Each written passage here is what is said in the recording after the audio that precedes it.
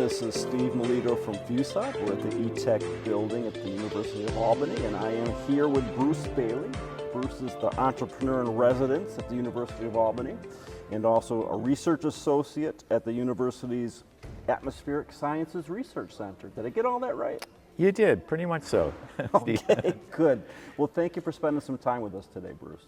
My pleasure. So my first question, the Center of Excellence in Weather and Climate Analytics is planning a conference on September 10th and 11th, right here in Albany. What's the purpose of this event? Well, we want to bring together stakeholders from the energy community as well as from the weather enterprise to address and facilitate the energy transition. There's going to be a lot more renewable energy in the future that will be displacing fossil fuels, and that renewable energy is largely weather driven, and our energy demand is weather driven as well. So it's going to take a lot of interdisciplinary activity, a lot of collaboration to address the issues confronting this energy transition, which is going to take place over the next few decades.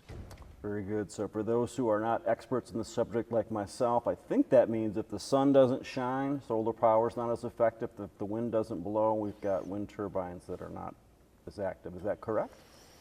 Right. Well, the energy transition, that concept talks to the development of lots more renewable energy to displace fossil fuel. But also it means that there's going to be a lot more electrification across all sectors of the economy. So our electricity demand is going to increase dramatically.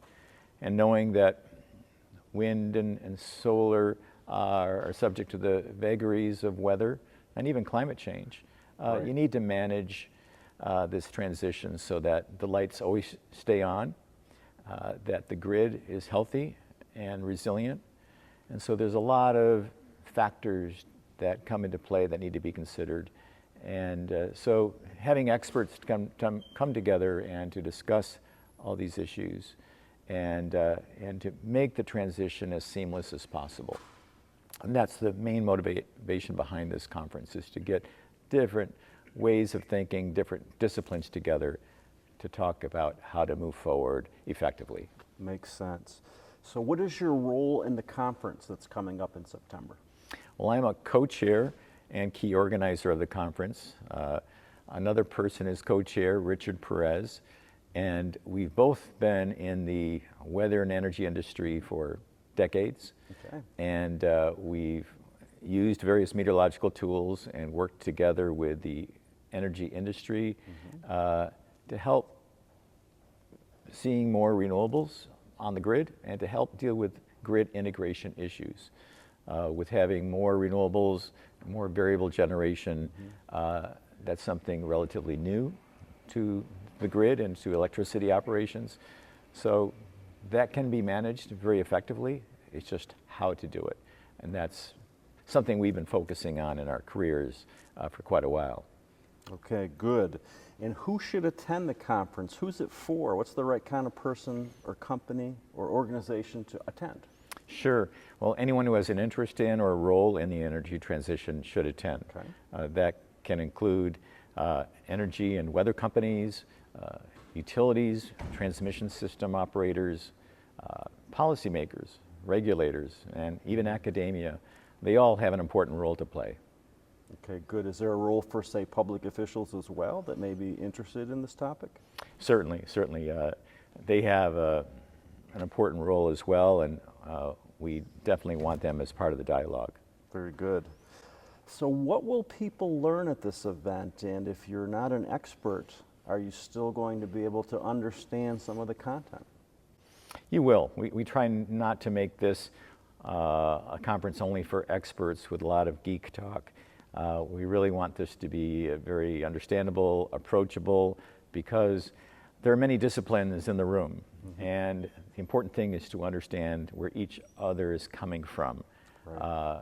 If you're a utility who needs to keep the lights on, or if you're a wind energy or solar energy company, or if you're a policymaker, you all need to understand each other's jargon. So you need to reduce it down to very understandable levels. Well, that's good. That'll help me. So how will this year's event be different from previous ones? This is not the first time that you've done this. No, this is our third annual event. We have a similar theme, but each year there's a sort of a nuance or change in emphasis. And what has changed has been technology advancements in AI, in weather forecasting, and also the political landscape has changed dramatically. Climate change scenarios continue to evolve. So there continue to be a lot of moving pieces and new ways of thinking. And so there'll be a room full of experts and interested parties who will talk about their concerns. And together we hope to chart a path forward so that the energy transition happens pretty seamlessly. So last question. Why is collaboration between the public, private, and academic sectors so important in this area? Well, it's because it's a very interdisciplinary problem, the energy transition, and it's going to take a long time to achieve. Okay. It's also an unprecedented undertaking. And so it's going to just take collaboration, first because it's important for different parties to understand each other's perspectives, and also to identify sort of the next challenges that need to be overcome, to prioritize them, and also to identify what areas of research have yet to be done so that this transition can happen effectively, but also cost effectively, not just technically, but economically. Fantastic. Bruce Bailey, thanks so much for answering our questions this morning. Thank you, Steve.